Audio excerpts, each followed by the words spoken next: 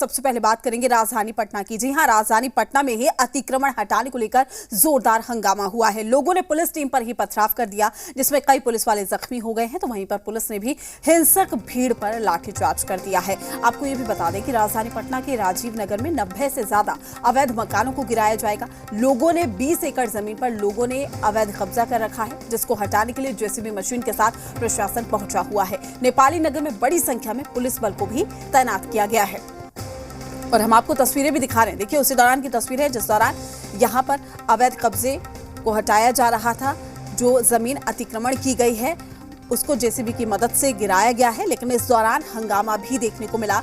जो लोग यहां पर रह रहे थे, जो स्थानीय लोग थे, उन्होंने पुलिस पर पथराव भी किया। हालांकि पुलिस ने भी लाठियां भाजी है।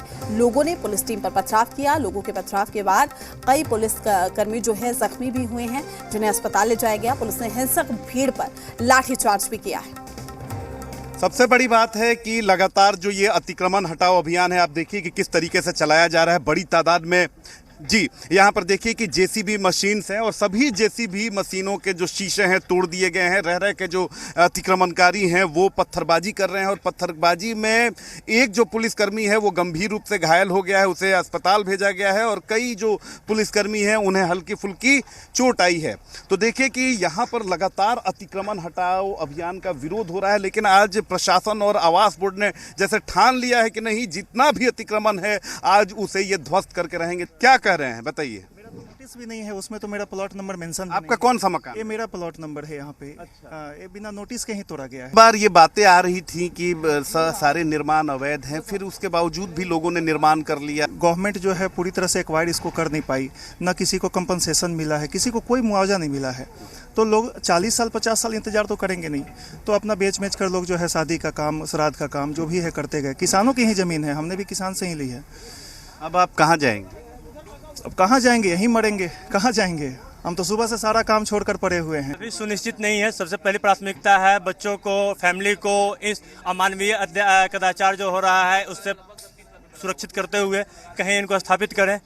कोई सुनिश्चित नहीं है कहाँ जाना होगा, इतना सामान लेके, बच्चों को लेके, महिलाओं को लेकर कहाँ जाना होगा, कोई अभी सुनिश्चित नहीं है। कुछ लोगों का आरोप है कि उनके मकानों को तोड़ दिया गया है, जो रसूखदार लोग हैं उनका नहीं तोड़ा गया है। तो जिला प्रशासन के लोगों का जवाब है कि जो मकान जिनको चिन्हित किया गया है, जिनका लिस्ट उनके पास पहुंचा है, वो उन्हीं मकानों को तोड़ रहे हैं। बाकायदा लोगों को ये भी कह रहे हैं कि आप अपने सामान को निकाल लीजिए। लेकिन सबसे बड़ी बात है कि इस अगर आवास बोर्ड के मामले की बात करें तो इस पर खूब राजनीति भी हुई है, यहाँ पर आंदोलन भी हुए हैं, विभिन्न पार्टियों के नेता भी यहाँ पहुँचते हैं, लेकिन आज कोई नेता नहीं दिख रहा है। और सबसे बड़ी बात है, इनकी मन स्थिति हम समझ सकते हैं कि आशियाना से बेघर होना क्या होता है।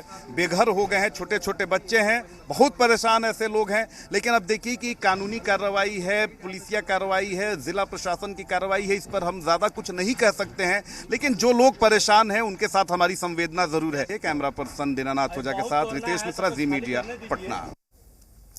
तो एक तरफ कार्रवाई की जा रही है और दूसरी ओर इसको लेकर अगर हम कहें तो ग्रामीणों का सीधे तौर पर कहना है, जो लोग वहां पर रह रहे हैं, कि हमें किसी तरह का कोई नोटिस नहीं दिया गया है और बावजूद उसके एक्शन लिया जा रहा है। ऐसे में जब उनका आशियाना टूट रहा है तो बड़ी समस्या यह है कि आखिर वो कहां जाए। लेकिन फिलहाल क्या स्थिति बनी हुई है, तमाम जानकारी के साथ हमारे संवाददाता रितेश हमारे साथ लाइव जुड़ चुके हैं। रितेश, अभी फिलहाल स्थिति क्या है? किसी अधिकारी से बातचीत आपकी हो पाई है?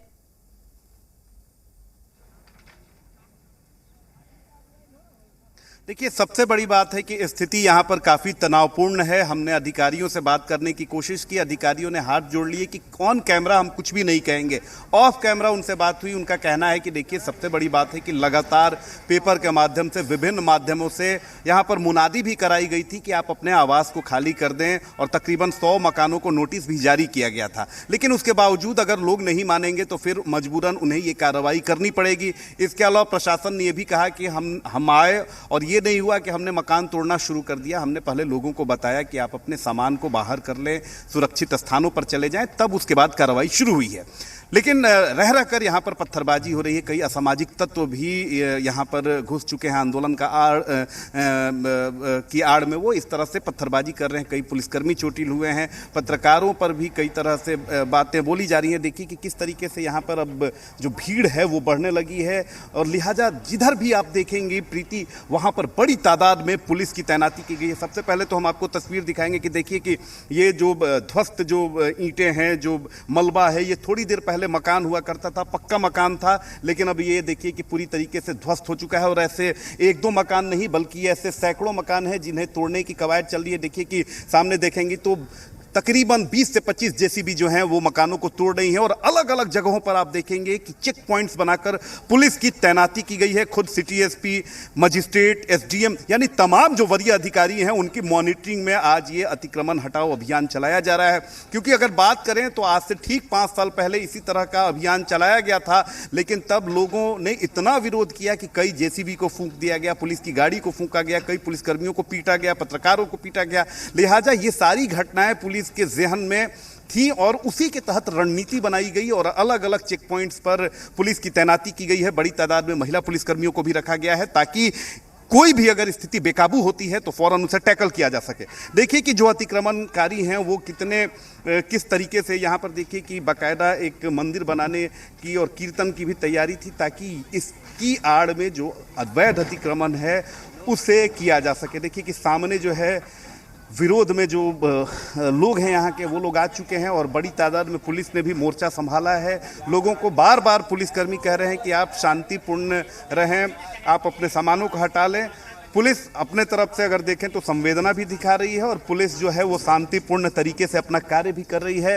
लोग विरोध में आ जरूर रहे हैं, लेकिन आज पुलिस फोर्स की तादाद इतनी ज़्यादा है कि जो उपद्रवी हैं, क्योंकि अगर देखेंगी प्रीति पटना में या बिहार के किसी भी इलाके में तो कोई भी अगर आंदोलन इस समय हो रहा है तो उसमें पता नहीं कहाँ से उपद्रवी जो हैं वो आ जा रहे हैं और वो अपने मुंह पर गमछी बांधते हैं, रुमाल बांधते हैं ताकि शिनाख्त ना हो सके। क्योंकि एक बाकायदा नियम बनाया गया है कि जो लोग वीडियो फुटेज में दिखेंगे उपद्रव फैलाते हुए उन पर कड़ी कानूनी कार्रवाई की जाएगी।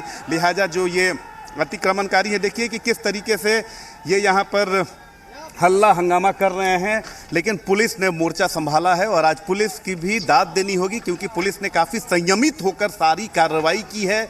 लोगों को कहा जा रहा है, लोग पुलिस पर पत्थरबाजी भी हो रही है, उसके बावजूद पुलिस कोई जो एक्शन लेना चाहिए उस तरह से नहीं ले रही है। लोगों को समझाया ही बुझाया जा रहा है। देखिए कि बड़ी तादाद में लोग यहाँ पर पहुँचे हुए हैं, महिलाएँ भी हैं और इसमें बच्चे भी हैं।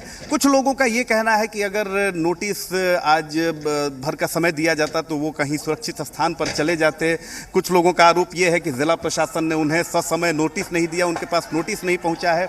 तो देखिए कि यहाँ पर स्थिति जो है वो तनावपूर्ण हो चुकी है और देखिए कि यहाँ पर पत्थर जो किस तरीके से यहाँ पर फिर देखिए कि अटैक करने की कोशिश हो रही है, लेकिन पुलिसकर्मी सारे जगह तैनात हैं।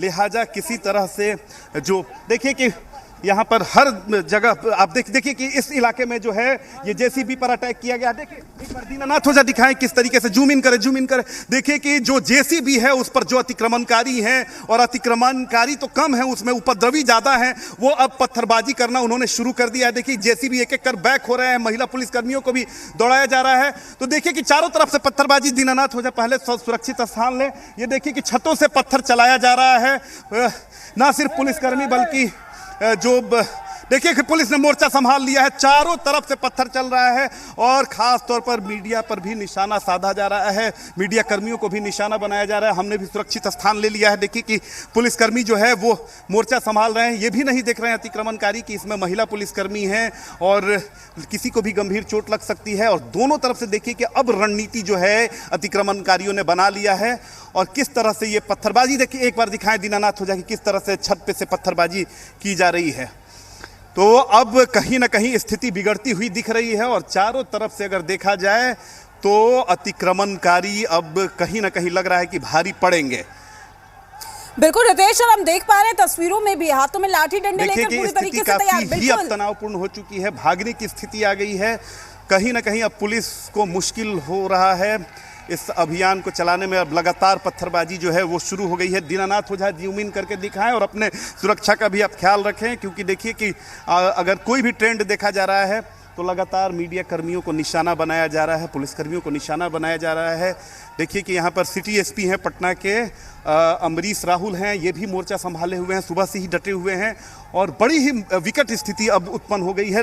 चारों तरफ से एक रणनीति के तहत जो अतिक्रमणकारी हैं उन्होंने अब पत्थरबाजी करनी शुरू कर दी है। पुलिस के लिए थोड़ा मुश्किल हो रहा है कि किधर जाएं, किधर मोर्चा संभालें। तो बहुत ही स्थिति अब खराब होती हुई दिख रही है। छतों पर अतिक्रमणकारी चढ़ गए हैं और देखिए कि ये पत्थरबाजी अगर आप देखेंगे तो लगातार पत्थरबाजी शुरू हो चुकी है। हमें भी निशाना बनाने की कोशिश हो रही है। तो देखिए कि जी प्रीति। बिल्कुल रितेश, लेकिन ये जो तस्वीरें हैं इसमें बच्चे भी शामिल हैं, महिलाएं हैं,